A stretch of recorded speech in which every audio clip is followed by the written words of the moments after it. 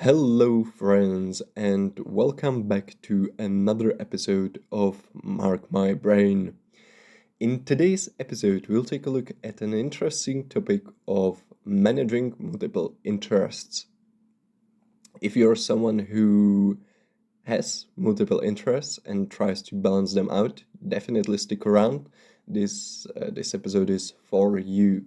We'll focus on the questions of which activities should you devote your time and energy to, how to choose which interests to pursue, how to know if it is worth it, and how do you stay consistent, among many others. So let me start by saying that when someone tells me, topic of managing multiple interests, an image comes to my mind of maybe a modern Renaissance man, filled with curiosity, ambition, even adventurous. Someone that likes to try things out, to try different things. And from what I see in today's world, the almost unlimited options and possibilities of what to do give rise to this notion of people being interested in multiple things, focusing on several activities and enriching their lives by trying new and other things. Which, of course, is cool, having options, having many possibilities of things you can try and do is always good, right? And you can just choose what really interests you. You are not being locked into a single path. You can escape monotony very easily. And that, on many levels, is truly cool.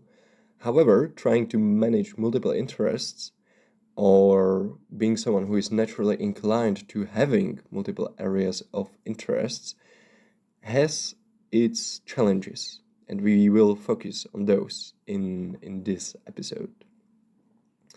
A point I would like to maybe point your attention to as well is that I feel like even in today's job market, the interdisciplinary knowledge and flexible abilities are becoming more and more important and more rewarded and sometimes even required. So maybe it's just a sign of a time, that multiple interests and being flexible and adaptable, this whole package is sort of becoming more standard, perhaps. But of course, it's still not a rule, and there are many people that just don't have this, which of course is okay as well. So, let us begin by focusing on one of the first challenges. Be careful not to abandon an interest just because it stops being new. I feel that it is super easy, especially nowadays with, you have in the reach of your hand so many options, like thousands and thousands of different new things to try, that when we try something and it stops after a while, stops being interesting or new, we just abandon it. It's not exciting anymore. Or just try something else. But by doing so, we just lock ourselves from achieving something.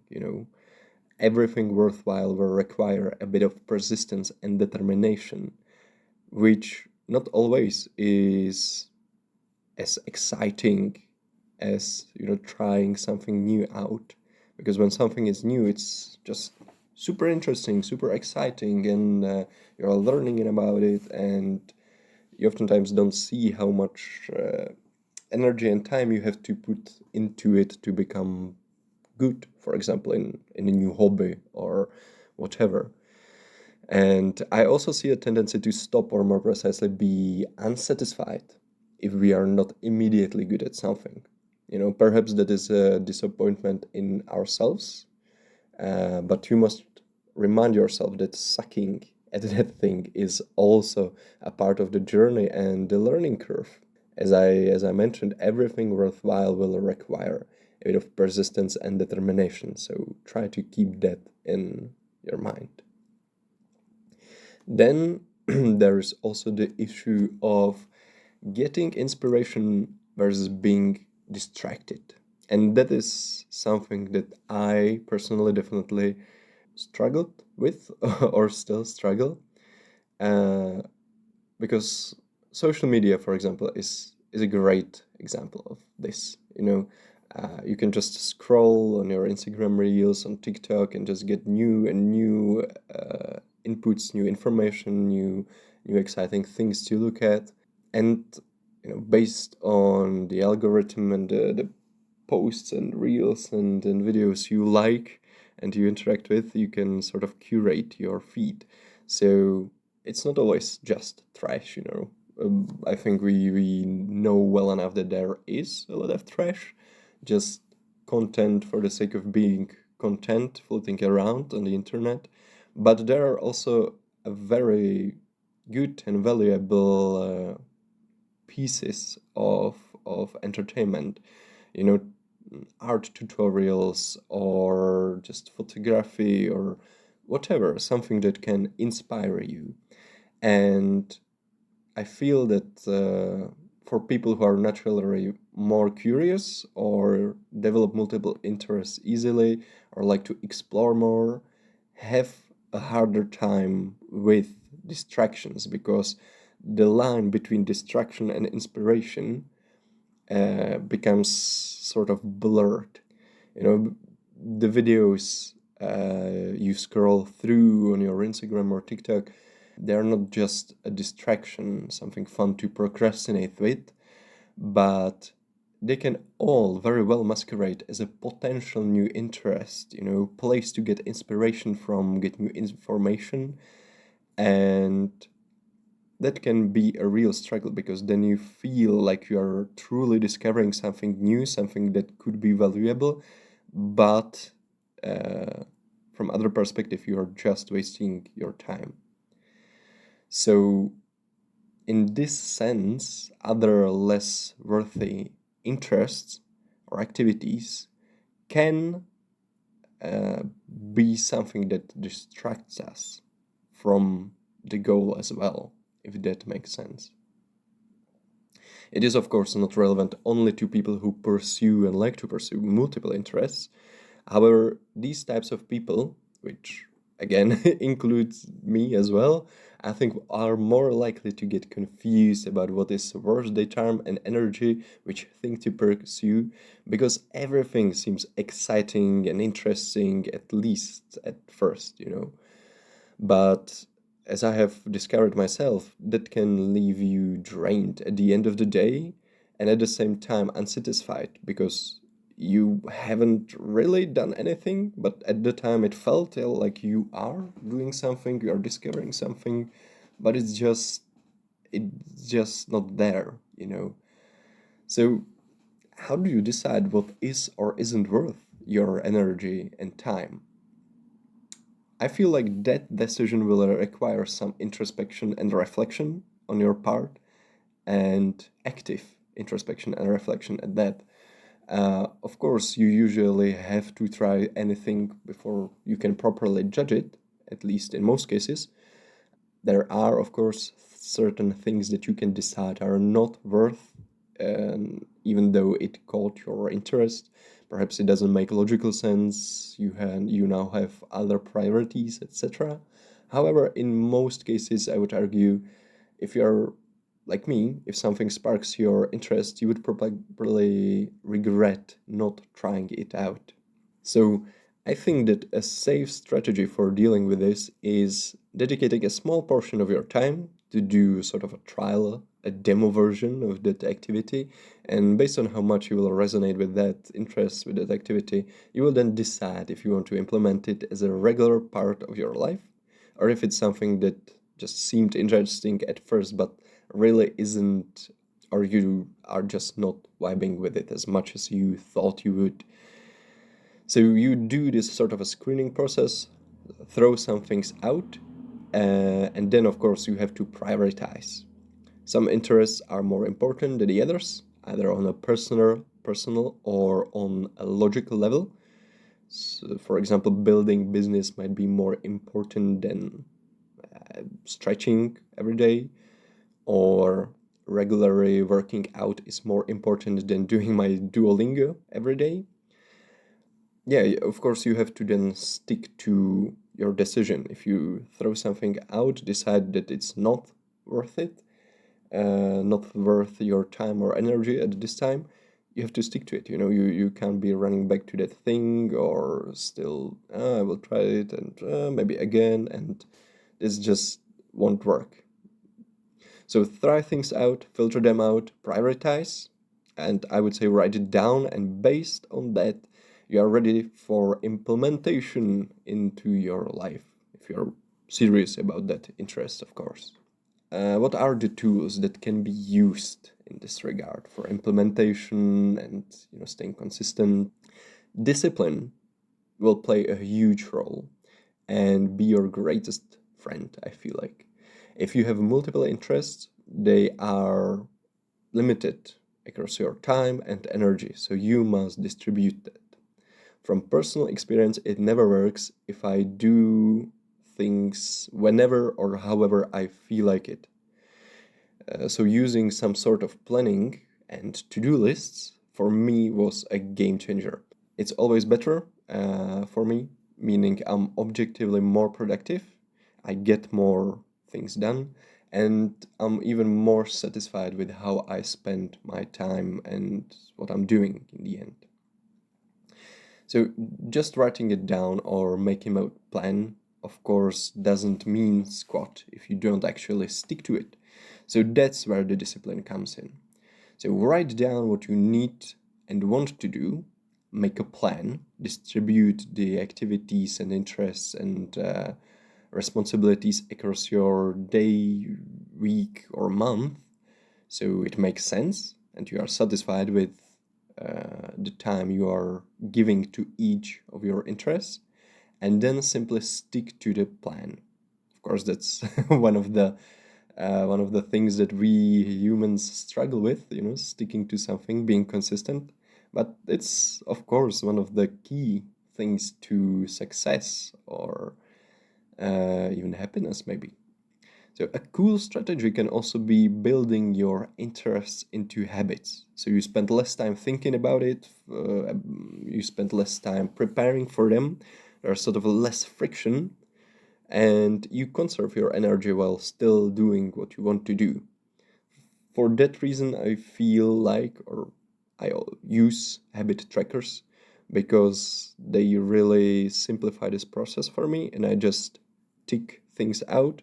Every morning, I see what I have to do, and I just get onto it. There's no phase where I think about, oh, should I do it? Should I do it? Maybe not today, and trying to plan the day out in the morning when the day is already starting. All of this goes away if you just use habit trackers, put some regular habits in there, plan things out. Today there are many apps on the App Store or Google Play Store. You can just use them for free, of course. And also, when it comes to making a plan, I found that calendar blocking can be useful as well. You plan your days in detail, even your leisure activities and breaks, and then you just watch your productivity skyrocket. Or at least that's the experience I had with calendar blocking. I used just simple Google Calendar, and I just put everything in it.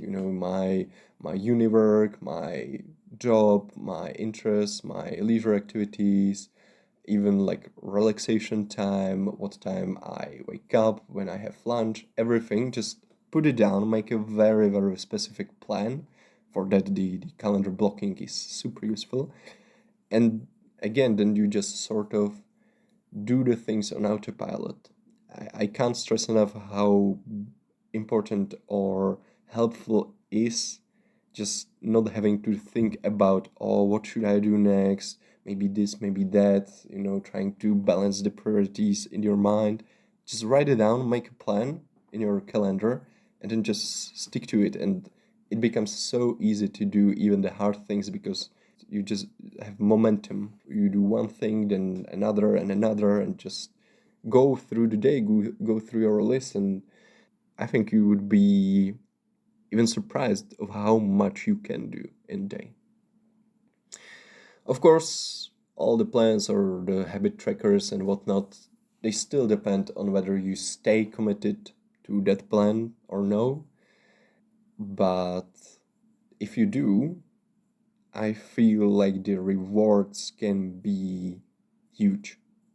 For me, it worked wonderfully.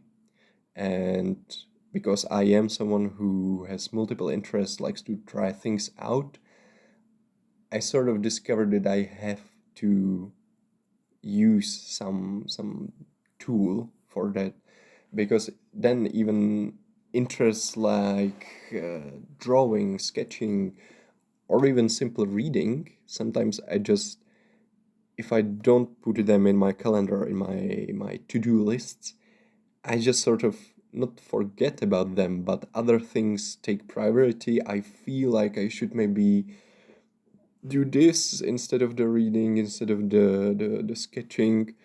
And then I just, weeks fly by and I'm like, when is the last time I sketched? When is the last time I just sat down and read something? Even though it very well might be one of my long-term goals to get better at sketching, to read a book every month or anything in that sense, it's sometimes very difficult to make time for that on the spot if you have other things you're interested in and other things you like to do or need to do.